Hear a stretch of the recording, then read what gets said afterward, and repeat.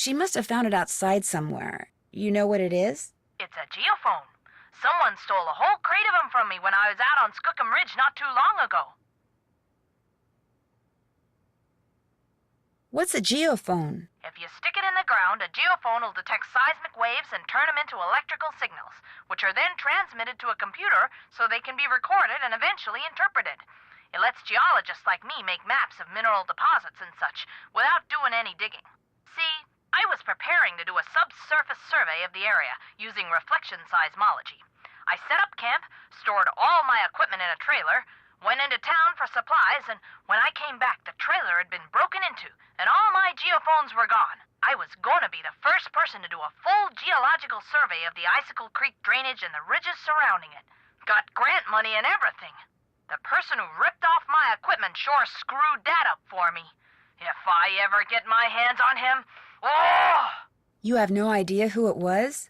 It was snowing, so there were no tracks. So I don't know if he came by car or snowmobile or on foot or what. I'm assuming it was a guy, because he only took the geophones, so he must have known what they were and how to use them. And since not that many women are into explosives... Explosives? The seismic waves that geophones detect are man-made. You detonate something on the surface of the ground, and the concussion creates seismic waves which bounce off different geological features differently, depending on the impedance of the feature. The reflected waves are what the geophones detect and transmit. So, to put the geophones to use, you need to blow things up? Correct. That's interesting. So, if someone were looking for valuable mineral deposits, they might use geophones to do it? If someone had the technical expertise, yes. Although reflection seismology is more typically employed to locate deposits of hydrocarbons, like oil and gas. What types of mineral deposits are likely to be found around the Icicle Creek drainage? All kinds of deposits. Silver, lead, uranium, molybdenum. I love saying that word, molybdenum.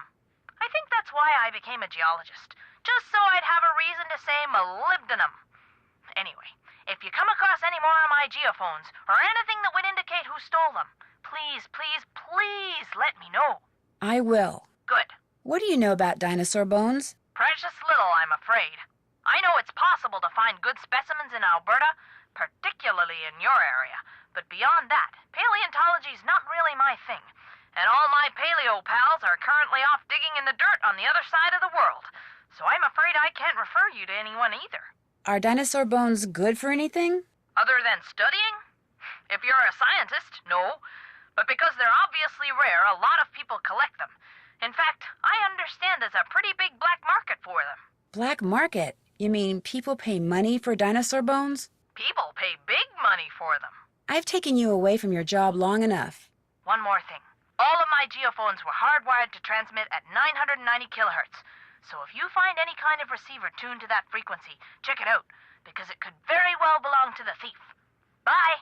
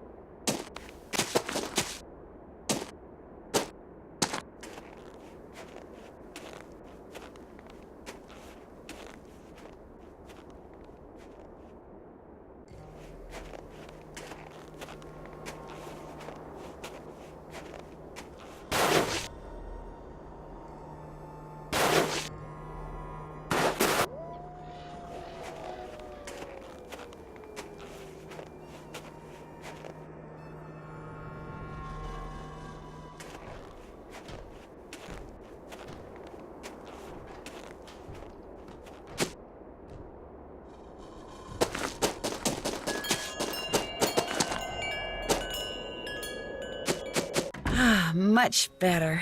I was really cold.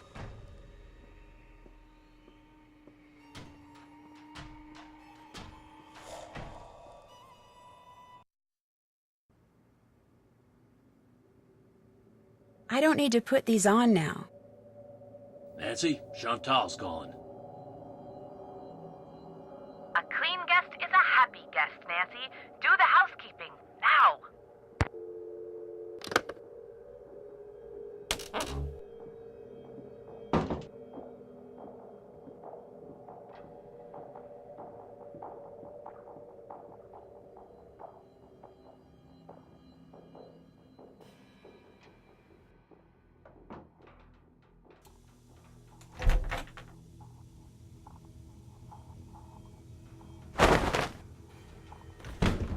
I think I'll keep one of these washcloths.